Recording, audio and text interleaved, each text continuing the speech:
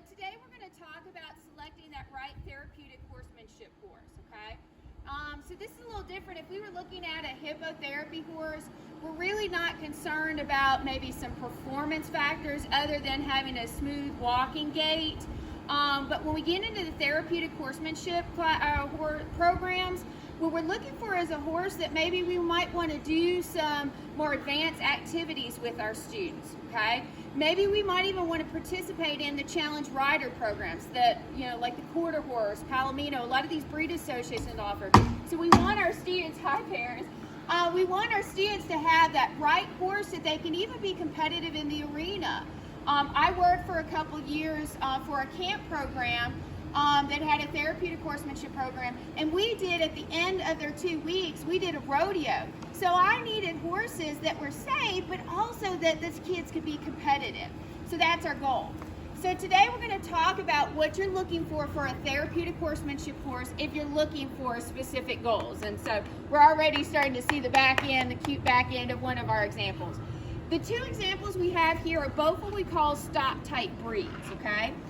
The one here, this is a quarter horse, a full-blooded quarter horse, while this other one here is still a stock type. She's Appaloosa, and she's got some quarter horse bloodlines in her, but she also has, if you look farther back, Appaloosa can even have a little bit of Arabian bloodlines.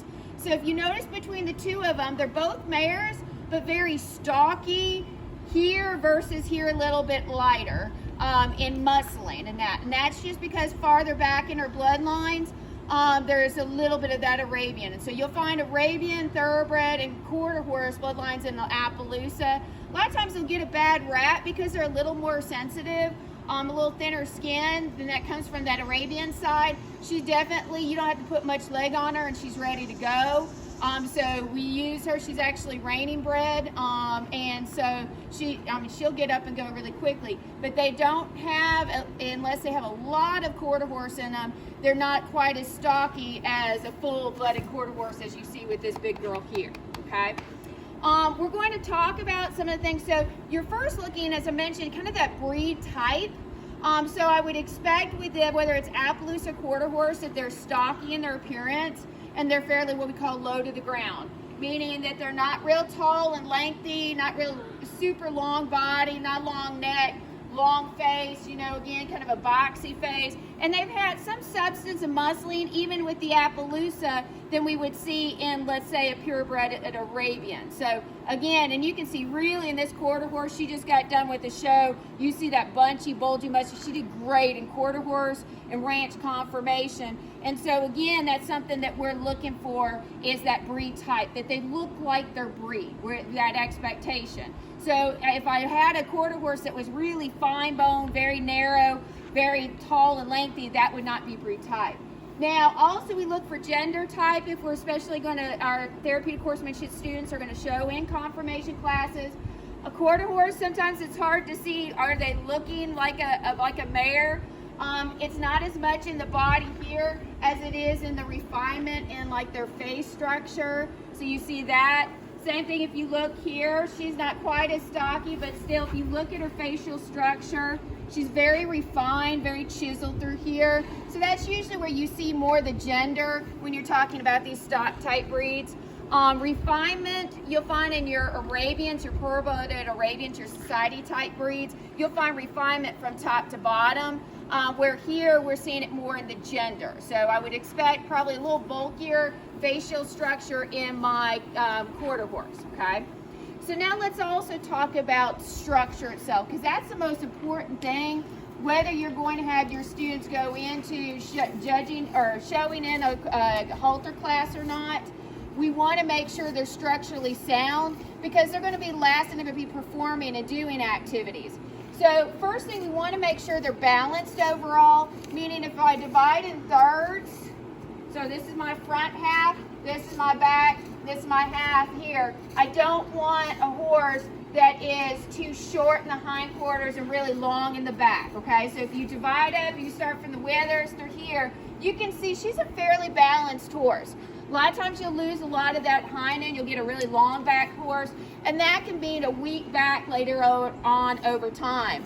Our big quarter horse mare over there actually is 26 years old, but because she's so well balanced and nicely into thirds, she still keeps that back really strong, okay?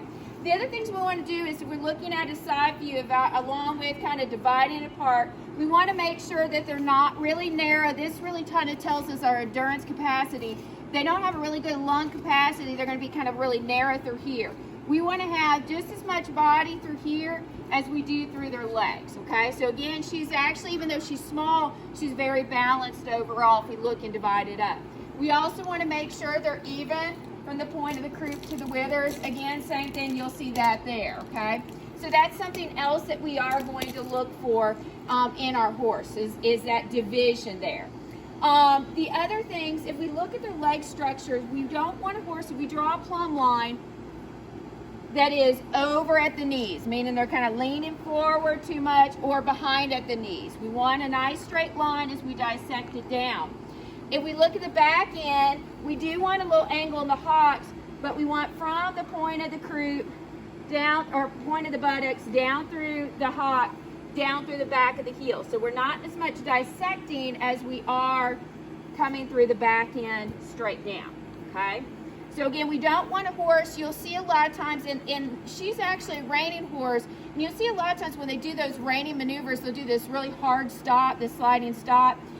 We don't want a horse that's really underneath them too much, because that'll put a lot of weight on their hocks. But you'll see a lot of times, you'll see what we call a sickled hock horse, where when I drop this line down, they'll be way in front of that line, and we don't want that in our horse. But you'll see it a lot of times in those reining horses, and she's a nice example of what we're not, what we are looking for. If we look behind her, so this is the other opportunity that we can do, and then I'll bring our other horse so we can look at the front end of her. When I draw my plumb line, I should also be able to dissect straight down through, okay? Again, it's very easy to have horses what we call cow hocked, where they'll end up having those hocks coming in and those legs going out. It gives them a nice hard stop, but over time you're going to end up having a horse that has really poor hocks over time, and you'll be doing hock injections and whatnot, and they just really won't be as sturdy overall. And that's one thing to kind of keep in mind. All of these structural things that we're looking at, if we don't end up having a horse that has that right structure, what we're going to be looking at is a horse that's going to wear over time, and we're going to be management-wise spending a lot of money doing hock injections, whatnot. So again, that's something to look for. Now, one of the things I'll point out in her is she does have, you know, some scarring actually in front of her hock, what we call kind of a blemish. And I'll push her over so you can see it a little bit more. Let's see if we get her over a little bit more here. So if you come on in, it's a little hard. You can see a little bit of that line coming through, and it's a little bit more on this side. But she, again, you will find horses that will have, you know, even here she's been arguing with that. This is a blemish. That's not as much of an issue. So like, for example, I had surgery on my elbow and I got this scar here. My arm works functionally well. Actually, the surgery made it even better. So again, those blemishes really aren't as much of an issue. But if you start to notice any type of, and again, here she'll come around and we'll show it to you a little better. Thank you, Paris. You can see here that blemish. But if I start to, what I'll be more concerned about is if I start to regularly see swelling or maybe an irregularity, the lack of symmetry across this joint, that's more of a concern of potential unsoundness. Particularly across the pasterns, if we have a horse, for example, that is twisted or turned inside or out, or let's say, for example, and we'll look at this horse here. We'll pull her up, let's get her squared up a little bit, a big girl. And let's look at the front of her. So if you look at the front of her, we should be able to draw a plumb line right down the front of her leg, okay? Nice and even. If she really, for example, I toe in, if over time I have some arthritic issues that are in my ankle because of that, with horses you can get the same thing. And what will happen over time, when anytime you have any arthritis, they'll start to build up, you'll start to get irregularities across this pastern. Okay, and that's one thing. So if I run across here and I start to feel kind of unevenness, irregularity, not only just heat and swelling, but just even kind of bony development, that's a common sign of what we call ring bone, okay? That over time is going to become a lameness issue. I'm going to look at not only joint injections, but you may look at the point of additional things here. And that happens a lot of times when horses toe in. You'll get the same problem if a horse toes out, like a splay-footed horse. And so over time, that irregularity in their conformation can cause particular issues, okay? And so those are things you want. You want a horse, particularly a good old stout quarter horse like this, and she's 26 years old and is as sound as can be. It's because of her conformation. I want a really nice straight line. I want good width between these two legs. I don't want some really narrow. I want the muscling that helps to support those legs, and you can see that even with this 26-year-old. So those are things I'm looking for. Now, of course, the last thing you do if you're evaluating a horse is start first by just looking at their structure, and then you want to watch them track off. And things that I'm looking for before I even hop on to ride them, just watching them track, is that their legs, if I notice that they're toeing in, are they rotating as they're tracking off? Those are things I want to look for. I don't want to see them interfering or knocking themselves as they're walking, clipping, maybe bringing that hind leg too far forward and clicking here. That could be a farrier issue, but it also could be other things. So again, watching them track off is extremely important when you're evaluating a horse. No, Smokey, not evaluating a dog. But again, you start with their body, start with them. You see, as much as we looked at, just as you're evaluating the horses, structural issues that I want to look for, balance issues, good balance even in muscling. This 26-year-old mare still has good muscling, has a strong back on her, and those are things that are telling me she's structurally sound for my program. One of the last things I'll say, and this is kind of a tribute, so as you see this horse, and again, before we got her, not only did we love her, but we also looked at her and said, hey, and we got her in her 20s, but we looked at her and said, hey, she's structurally, she's balanced, she's sound, she has good muscling, she's gonna last a while. She just won a show at 26 years old and won in first in her division in flags and poles. I think she was over on maybe third in barrels. I mean, she's a fast old lady and wasn't sore the next day, nothing at all.